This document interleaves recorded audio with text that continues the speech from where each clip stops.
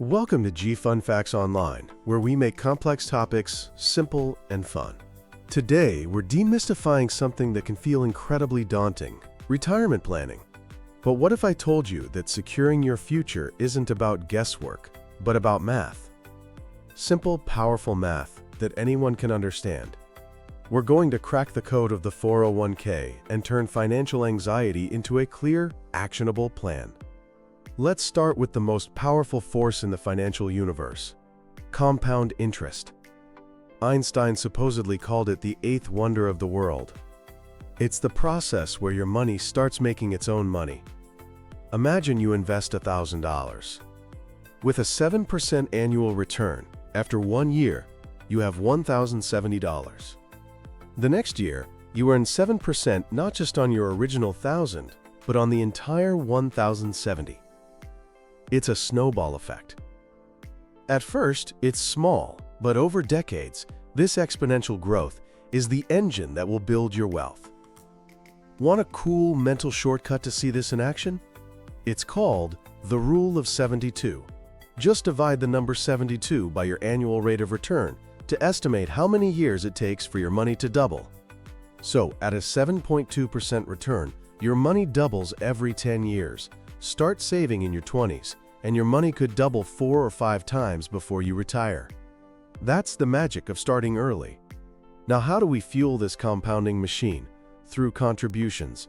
First, there are your contributions. You decide what percentage of your pre-tax income goes into your 401k.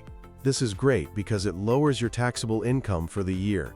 If you make $60,000 and contribute 10%, you're only taxed on $54,000.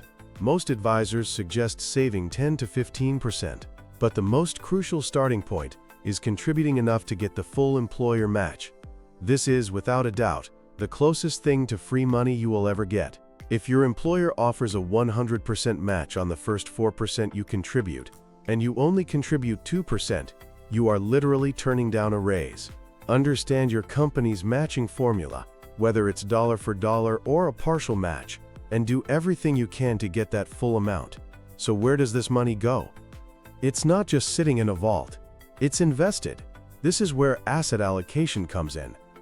It's just a fancy term for how you split your money between different types of investments, mainly stocks and bonds. Stocks represent ownership in companies and have the highest potential for growth, but also more risk. Bonds are essentially loans to governments or corporations, and they're generally safer and more stable. A simple rule of thumb? Subtract your age from 110 or 120. The result is the percentage you should consider having in stocks. A 30-year-old might have 80% to 90% in stocks, embracing growth. A 60-year-old might have 50% to 60%, protecting their capital. It's also vital to diversify, which just means not putting all your eggs in one basket. That's why 401ks use mutual funds, which own small pieces of hundreds or thousands of companies, spreading out the risk.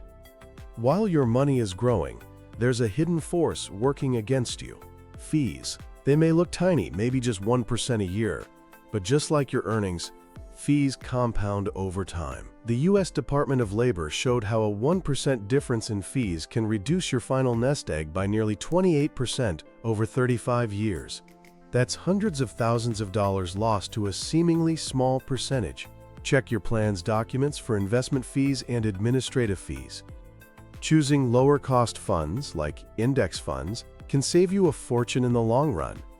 So how do you know if you're on track? Use a 401k calculator, available on your provider's website. It can project your future balance and show you if you need to make adjustments.